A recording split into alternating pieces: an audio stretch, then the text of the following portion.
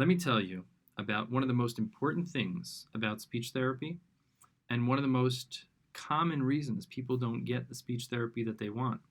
And it has to do with funding. It has nothing to do with speech therapy. It's a confusing topic. It's an uncomfortable topic for a lot of people. Let me just tell you straight so that you can understand what the options are and you can find the best fit for you. Private practice is how we work. Private practice is chosen by you, scheduled by you, and paid for by you. So the way we work is at the time of the appointment, you pay by credit card, cash, or check. You are provided with documentation to reflect a paid invoice. That's also called a super bill. It has all the coding and everything necessary for you to have that in your record keeping. If you want to submit that to any employment or employer or anyone that's going to reimburse you, like a flex spending account or a health spending account, FSA or HSA, our services are fully recognized by an FSA or HSA account. So you can use money spent for private speech therapy and take that from money that are pre-tax dollars in your HSA or FSA account. The second way to get speech therapy would be through insurance.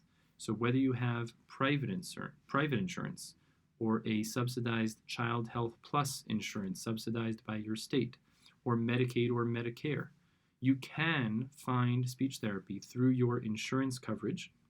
There will be more limitations. You have to contact your provider, get a list, your insurance provider, find the list of speech therapists that work in network, and find out if you have someone available in your area that has the expertise that you're looking for. And then you can get the services from that speech therapist, and your insurance company will pay for some, most, or all of the services, and it won't cost you as much. If you have private insurance, there's a good chance that you might be able to get reimbursed even if you choose to go to an out-of-network provider. You have to contact your insurance company. That's not something we would have the answer for, but if you pursue the contact at your insurance company, ask, what are my benefits with regards to out-of-network services? If I choose to go to a therapist who is not in the plan, who is not in network, is there a mechanism? Do I have benefits to be reimbursed for those services? We have a good resource to help you get through that. That can be a complicated process, but a rewarding one where you might be able to get some reimbursement from your insurance company. But if you have a Child Health Plus insurance plan, Medicaid or Medicare, those do not reimburse for out-of-network benefits for the services we provide. So if you choose to come to us and you have Medicare or Medicaid, or you have a Child Health Plus insurance plan subsidized by the government, unfortunately, those will not reimburse you for the services, and it will be an out-of-pocket expense. If you can get reimbursement, once you hit your deductible and you go through the process of the insurance company's procedures, you can get that reimbursement, and a lot of our clients do that. The third way to fund your therapy is through early intervention, which is through the local municipal Department of Health, or through the Board of Education with IEPs, individualized education plans, which are through the Department of Education. Those are mandates for children ages 3 to 21, where the child is guaranteed to get a certain amount of services, provided that it is something that impacts their educational opportunities and their educational advancement. If your child has an IEP, you work with someone in the Board of Education, or you get an RSA, a related service agreement, and you can get a provider outside of the school, but they have to be someone that works with an RSA.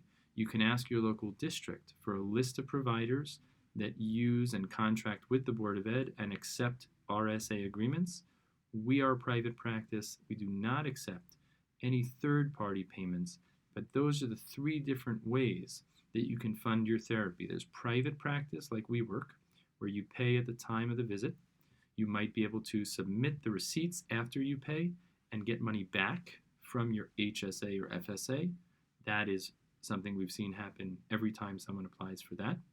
You might be able to get reimbursement from your insurance company if you have a private insurance. So find out from your insurance company what is the policy of reimbursement for out-of-network benefits. There may be a deductible and there may be some other terms that you need to fulfill, but our services may be eligible for that reimbursement for you. And then there's insurance where it is a publicly serviced insurance like Medicaid or Medicare. Those do not reimburse at all. And then the third way to fund your therapy was through early intervention or the Board of Ed. Those are things that are provided to you by the city, either through the Department of Health or the Department of Education. I hope this clears up the confusing matter of funding. 3 sources of funding: either self-funded private therapy, insurance-funded speech therapy, paid for either by an in-network provider where the insurance pays for the services and pays the provider, or where you work with a provider of your choice and get reimbursed a portion of your expenses by your insurance company. That's called out-of-network benefits. And the third, and the most affordable, is to go to a provider through the early intervention system for children 0 to 3, or through the Department of Education, an IEP through CSE or CPSE, and that would be also an RSA. That would be through the Department of Education. That would be for children ages 3 to 21. I hope this information helps you cut through the confusing matter of funding.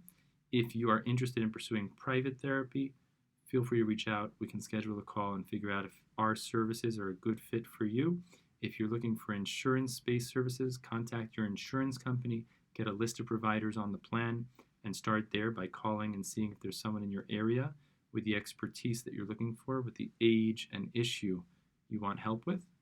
And if you're looking for an early intervention agency that has early intervention services or an IEP through the schools, you can contact your pediatrician's office or the local school district to find out how to move that process forward, to be evaluated, and then receive treatment through one of those mechanisms.